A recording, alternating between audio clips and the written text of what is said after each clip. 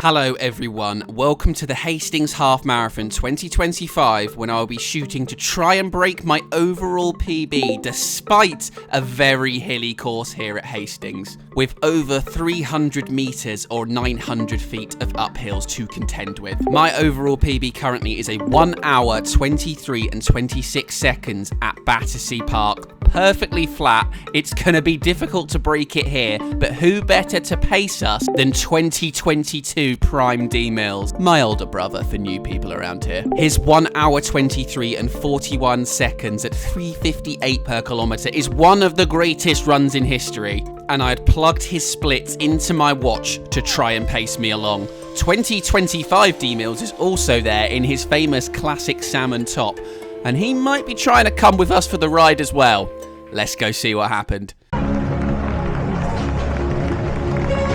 Oh god, turn that down. Let's not get copyrighted. We are underway, and as last time, we are fairly far back, but we're not starting a minute and a half behind when the leaders started. I think maybe 20 or 30 seconds, and then I'm able to scoot on through and get right behind D Mills here. In 2024, I was, a pretty similar fitness to D Mills, potentially should have been quicker, but starting a minute and a half behind D Mills contributed to a disaster class where I just about scraped under 1 hours 30. That is not happening today if we want to get anywhere near that 1 hour 23 that D Mills dropped 3 years ago.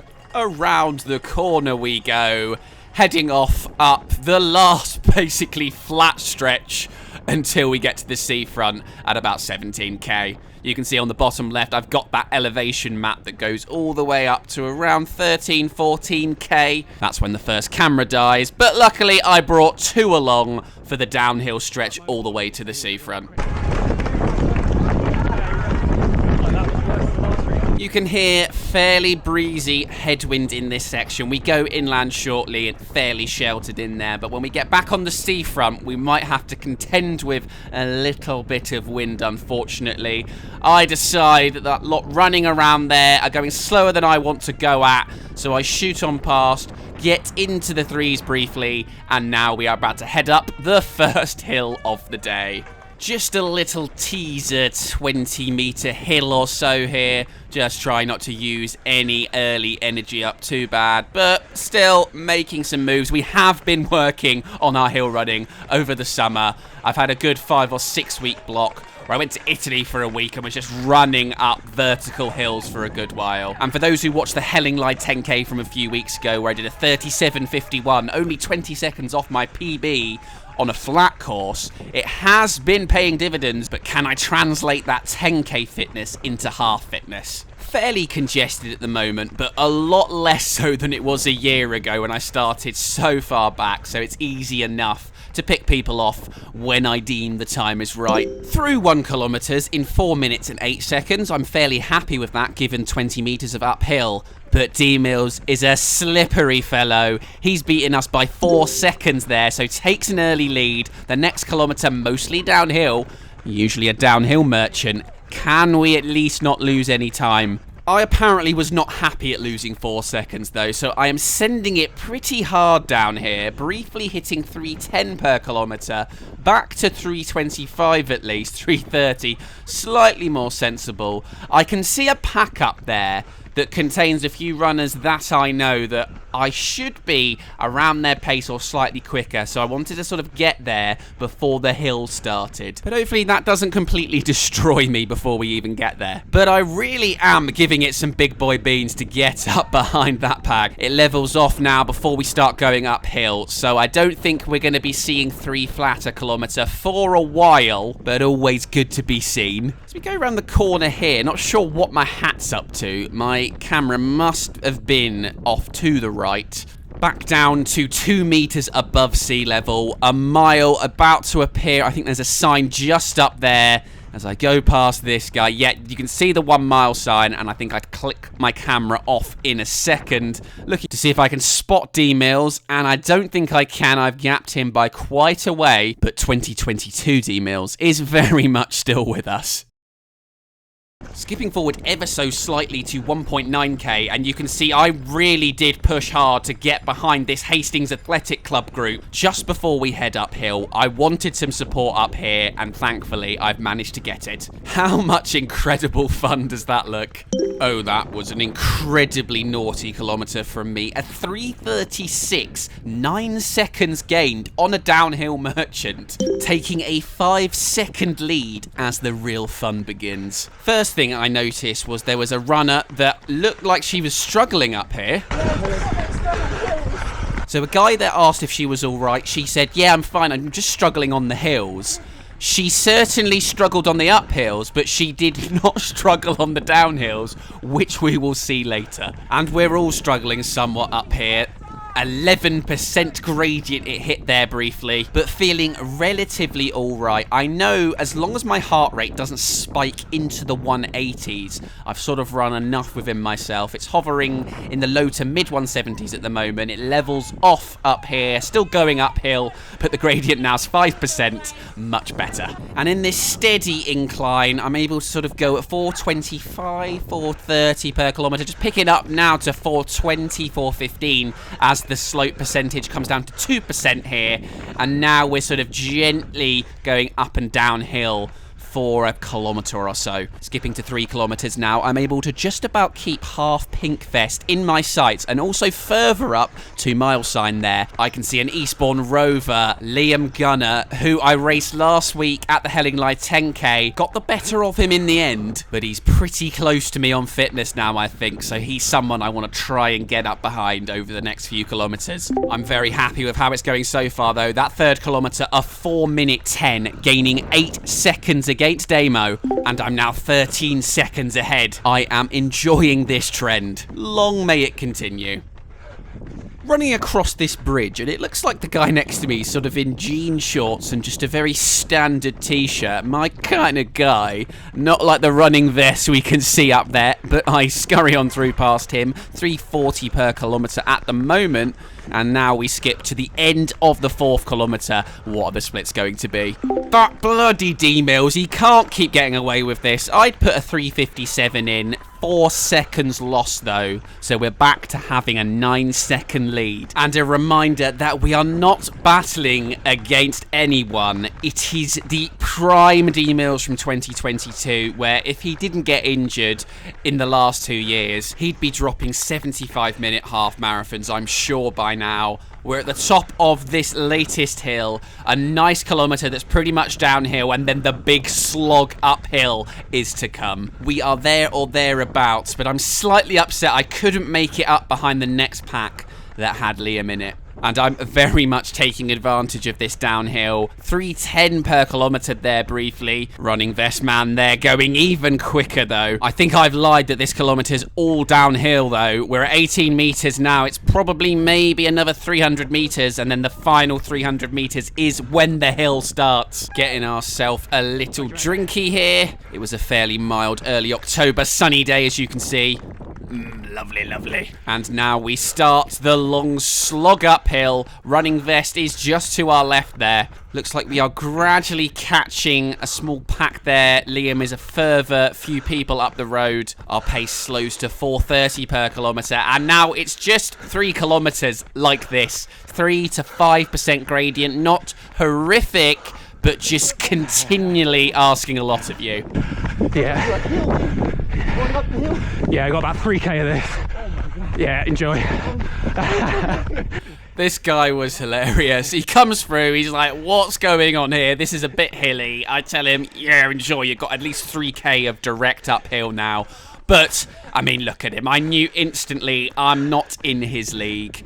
Checking to see if Damo's anywhere near. He's looking behind like, you coming with me, J-Mills? I'm like, no, am I fuck coming with you? I'm going considerably quicker than I went last year up here, but you're a few leagues above J-Mills right now. I almost forgot the 5th kilometre, a 3:53, which started mainly before this hill, and a nice 2 seconds gain to Damo. So just before a quarter distance, we have a nice 11 seconds to D-Mills. Not much, but we'll take all we can get. 5.7k, slogging it out. I'm keeping my heart rate in check though. It's only 173.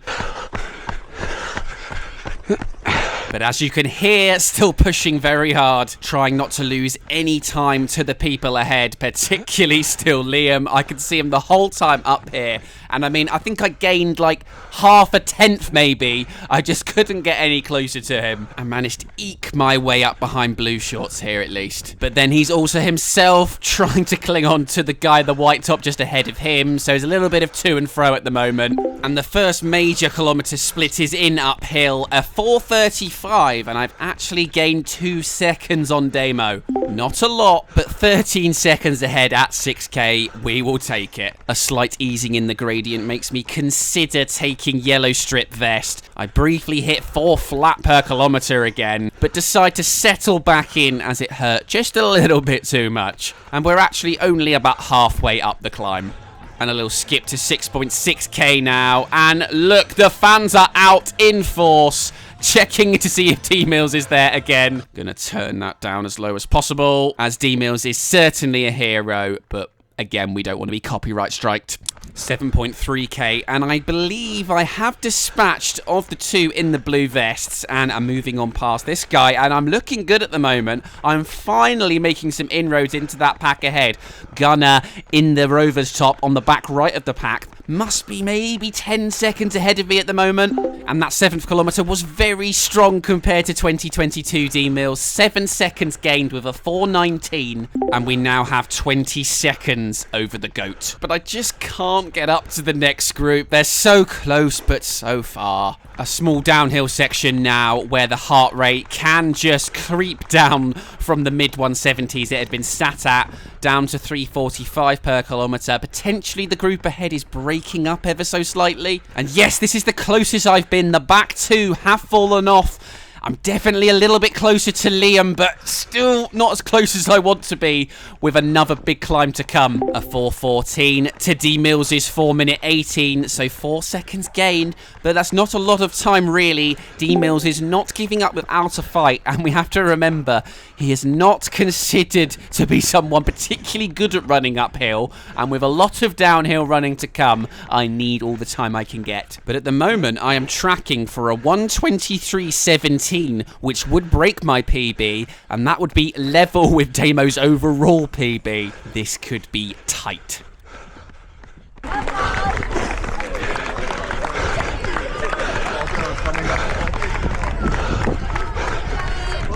A nice downhill section here. Can we take advantage of it and finally get up to Liam? Bottom of the hill, and maybe I've gained a second or 2 here, but I have definitely caught a couple of people, and I did manage to overtake. I think there was a Hastings runner in there that's now behind me.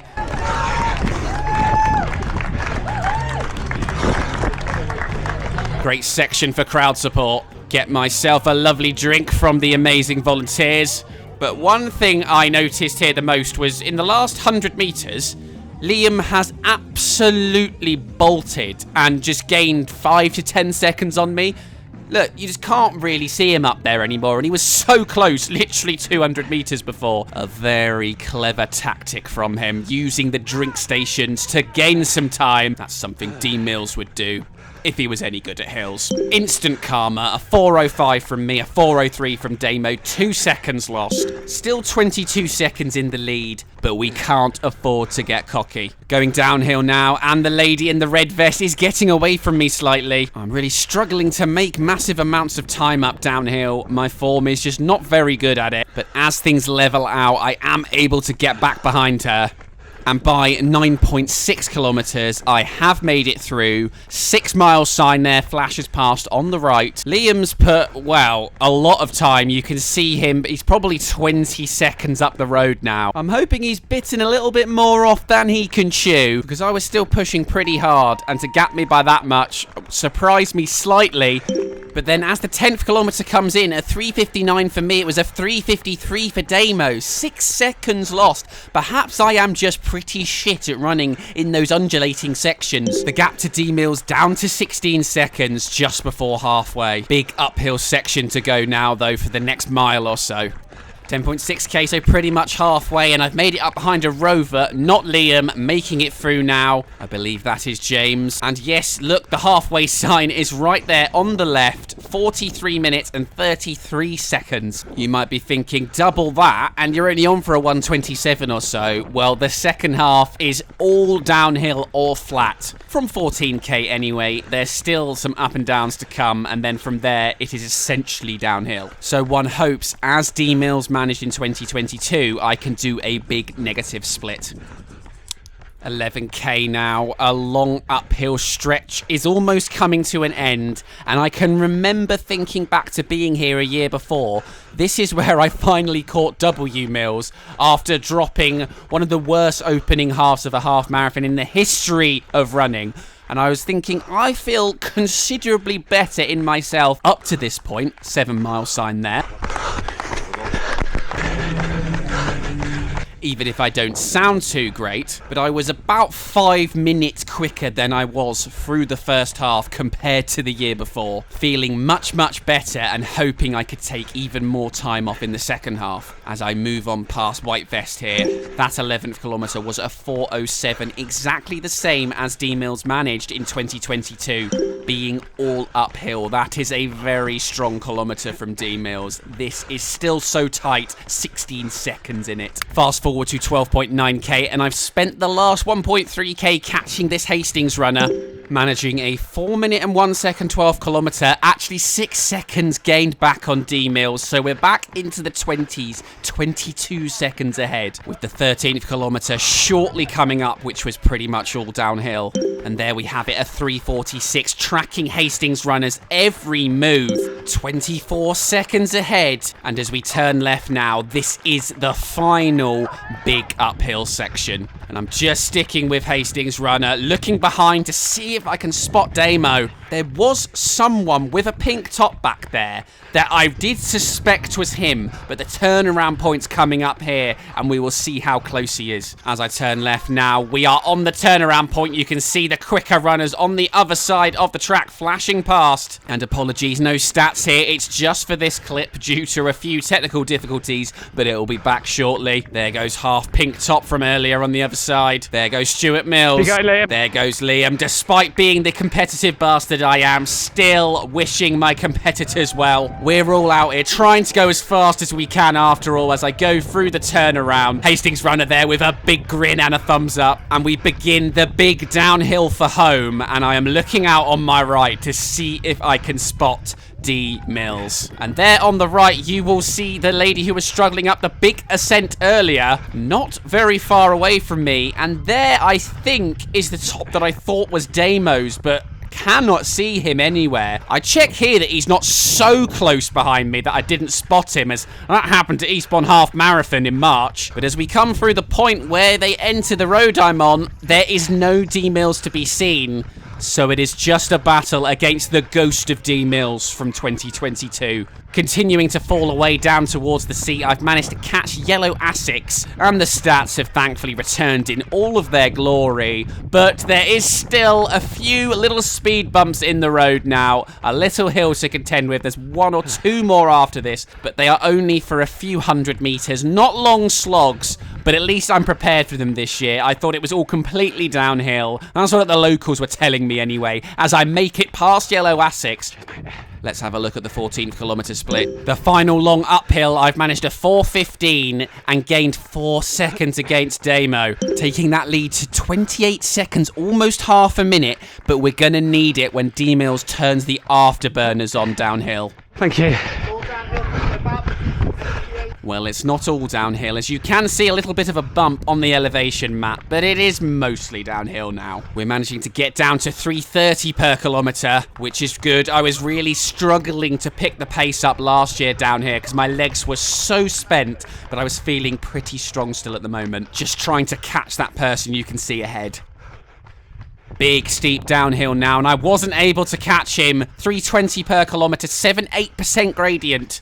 That 15th K split is in though. A 3:54 from me, but a 3:48 for Damo. 6 seconds lost. Down to 22 seconds ahead. D Mills is coming for me, but I've just got to fight it out. 3:15 per kilometre I'm getting down to now. But look at this. The lady from earlier who was struggling uphill. I'm going at 3:35 per kilometre, and she has blown past me. I mean, she has put 3-4 seconds on me in no time at all, and she's just disappearing into the distance. Insane running from her. And when I finished, I shortly went to look her up because I was like, that ain't no normal runner. Her name is Helen Gaunt, who ran a 2:36 this year at London Marathon and has done a 2:35 2 years ago. And I believe she ran a 2:36 as a V45 as well. So it's an absolute honour to be overtaken by the quickest female marathon runner in her age category in the country. It levels out for a bit here, so I did my most to try and stay with her best I could. I then remembered D Mills, and I'd put in a 3:34 and only lost 4 seconds, which is not the end of the world. And with 5 kilometres to go, I've got 18 seconds to play with. You can see we've skipped forward, moving down another 40 metres, and Helen has destroyed my career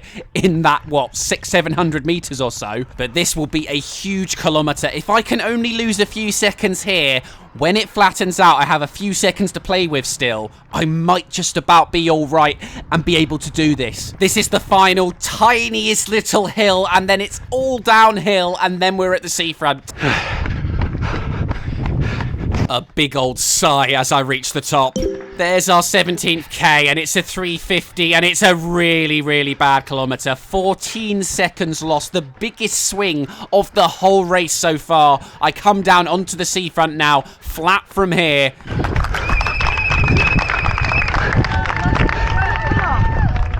And despite the brilliant support, I'm only 4 seconds ahead now. 4K to go. We are in big trouble. We've got to fight like crazy. Through 11 miles, 2 miles to go.